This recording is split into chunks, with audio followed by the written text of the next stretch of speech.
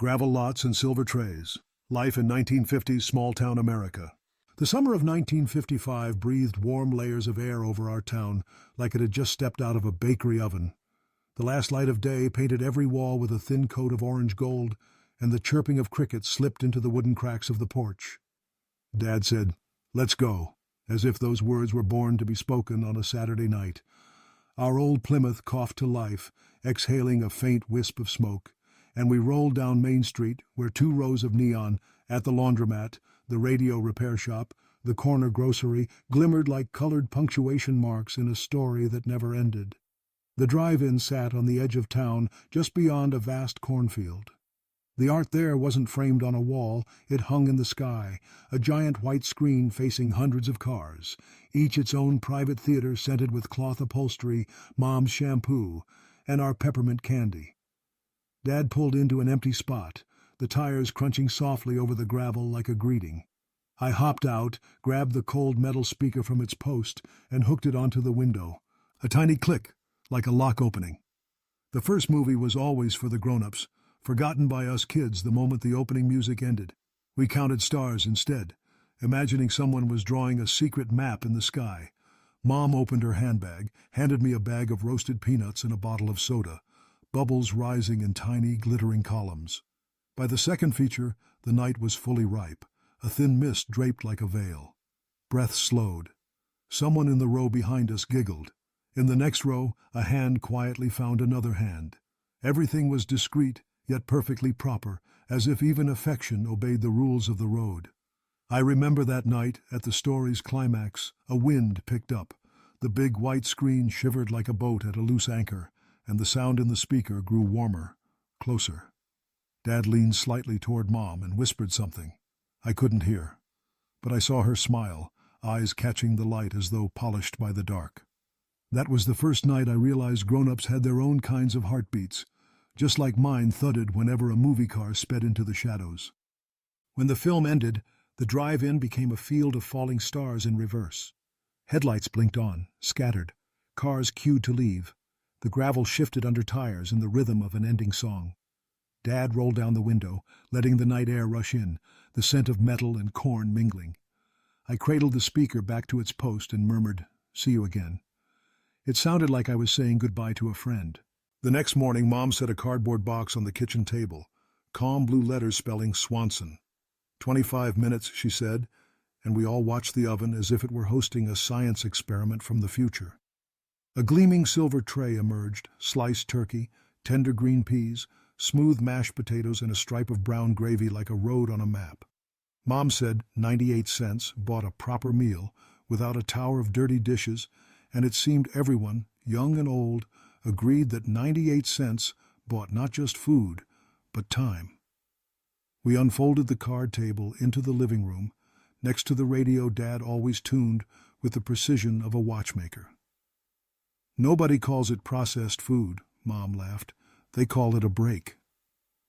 I cut into the turkey, the skin lightly fragrant, and the mashed potatoes soft as small clouds on my fork.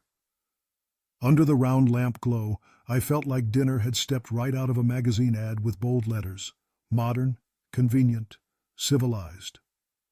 A TV dinner didn't replace Thanksgiving turkey or Grandma's slow-simmered stew, but it opened another door, a door where Mom could read a magazine for more than 10 minutes, where Dad could listen to the ball game without tending the sink, where we could finish early and sit on the porch in the cool air. "Things are faster," Dad said, "but not necessarily more rushed." That line stayed in my memory like a stamp sealing an envelope. Some nights, Mom let us eat right in front of the TV, a forbidden pleasure on ordinary days. The silver tray sat on our laps, the screen's glow reflecting in the glossy gravy. Forks tapped lightly in a steady beat. I thought, if someone looked through the window, they'd see a painting. 4 faces in a row, eyes fixed on the screen, yet deep down watching each other, checking if someone was happy, tired, or in need of more peas, or perhaps just a kind word.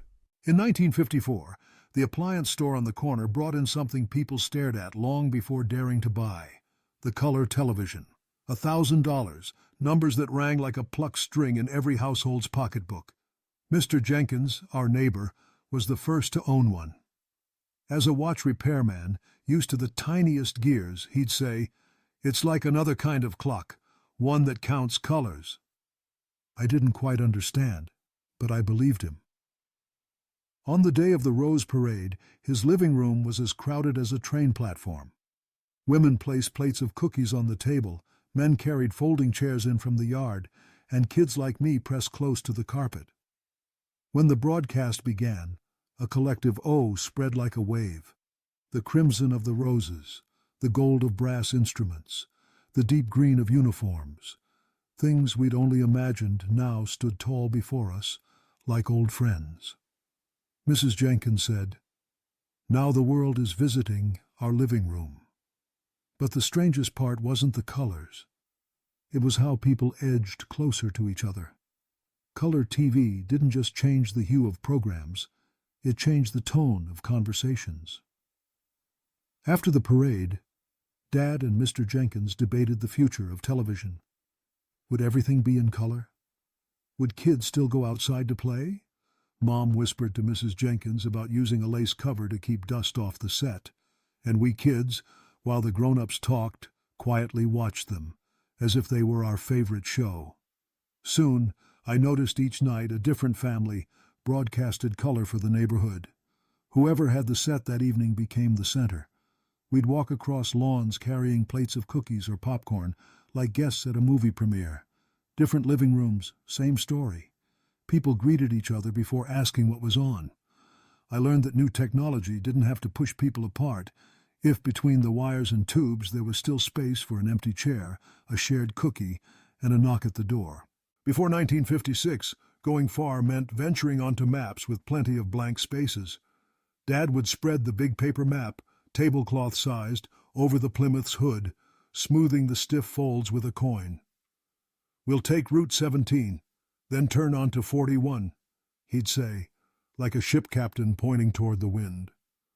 The whole family packed as if for camping, sandwiches, a big water jug, a toolkit, and the spare tire Dad always touched 3 times before closing the trunk, like a quiet blessing.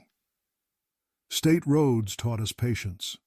They wound through small towns where every gas station was a gossip post, every diner a memory. In a place called Maple Junction, we stopped for lunch. The waitress called Mom honey, Dad sir, and kept the coffee topped off before it could cool. On the wall hung a black and white photo of the high school football team, boys with slicked hair and straight-buttoned jerseys.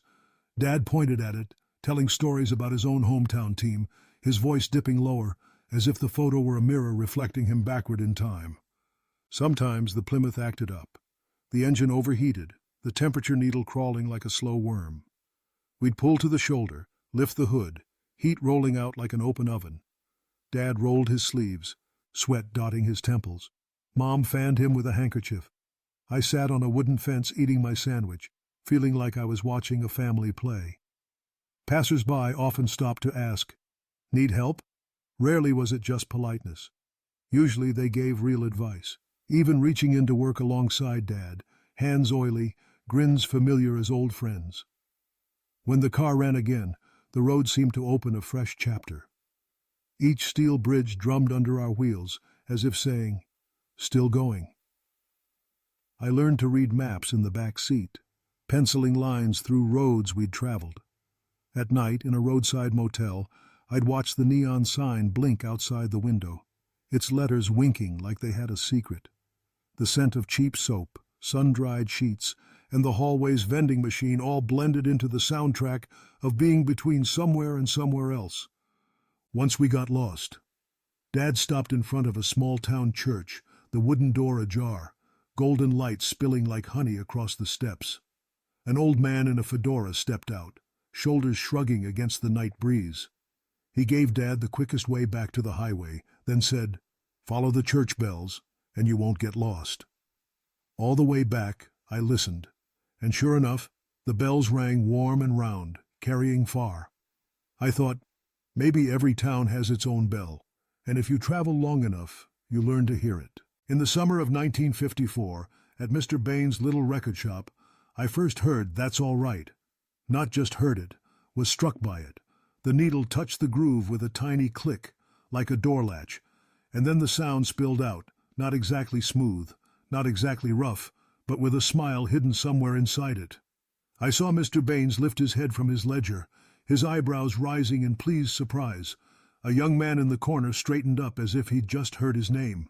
And me? I suddenly wanted to run out into the street, circle the whole town, no reason needed. Elvis didn't just shake his hips, he shook the definition of what was proper. Dad listened to the record twice, then chuckled, "Huh," a short word carrying both wonder and caution. Mom lifted the needle and set it down again, as if checking whether the feeling was real. Mrs. Jenkins said, "Anything new always makes people itch." We kids weren't itchy, we were on fire. That rhythm felt like a train ride I'd once taken, swaying but steady, fast but unhurried, with every curve planned by someone who knew the rails better than the ground. A few weeks later, the high school hosted a dance in the gym. The band had learned the new style, a touch of blues, a touch of country, but with a mischief that slipped right past the grown-ups. Girls' skirts spun like cotton candy, the scent of hairspray hanging faint in the air. Boys shined their shoes and knotted their ties tight, but their smiles were wide open. I spotted Sarah, the girl from history class, leaning against the wall and fingering the little stone on her necklace. When the song shifted, I gathered all my courage, stepped over, and held out my hand. Her palm was cool, like it had just been dipped in a stream. We didn't say much. We let the music do the talking. That night, I lay awake with the radio on low, the DJ's voice whispering like a co-conspirator. Somewhere else, the same wave was touching another town. Some kept it soft so as not to wake the kids. Others turned it loud so the neighbors knew exactly where they stood in history. Elvis didn't just give young people a sound. He gave them a new badge to wear, like membership in a club so fresh it had no rules, but everyone still knew how to belong. That year, we lived between two shores, the old shore of habits and the new shore of convenience. In the mornings, milk still arrived on the doorstep in glass bottles. The mailman still wore his cap and whistled his familiar tune. But in the evenings, Mom opened the oven and a gleaming silver tray appeared like a magic trick. At night, the Jenkins broadcasted again, and the neighborhood strolled across lawns like pilgrims heading for a shrine of color. And on weekends, the drive-in called us in the language of gravel under tires. I realized warmth came not from whether something was old or new, but from the rhythm created when they stood side by side. A TV dinner didn't make Sunday supper less sacred. It just offered another option for a tired day. A color television didn't make a summer afternoon on the grass any less beautiful. It simply brought January roses early. And roads without interstates taught us something the straight new ones might forget, that every bend holds a chance to stop, ask directions, and make a friend. One night after the drive-in, Dad pulled the car onto a small hill overlooking town.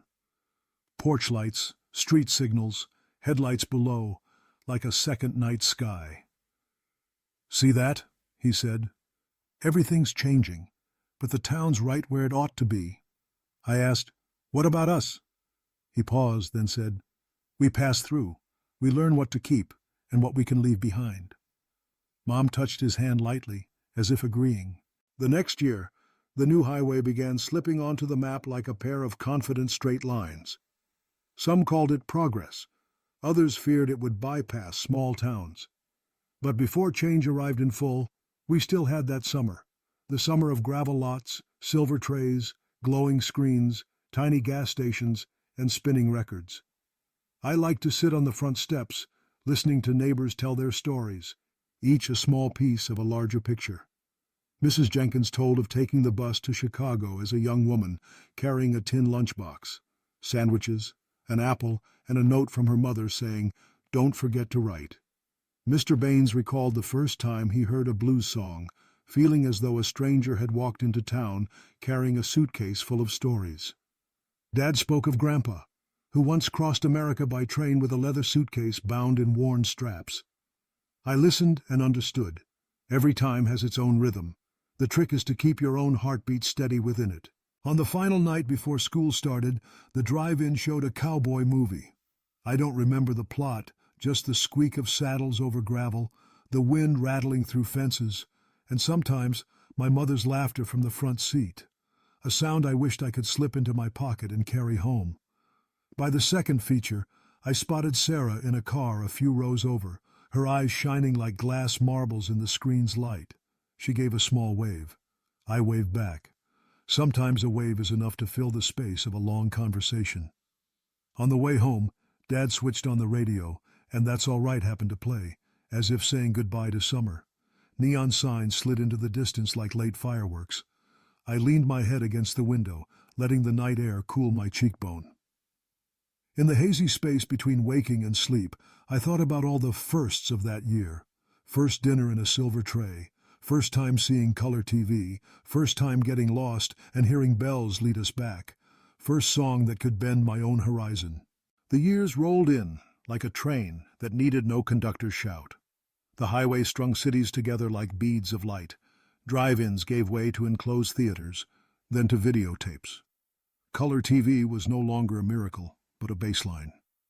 TV dinners came in every flavor, and Mom taught me that nothing was more modern than knowing when to cook a slow pot of soup. Elvis saw his ups and downs, but those first records stayed in our hearts like photographs that never faded. The town aged a little. Porches darkened, fences needed paint, street signs bore more scratches.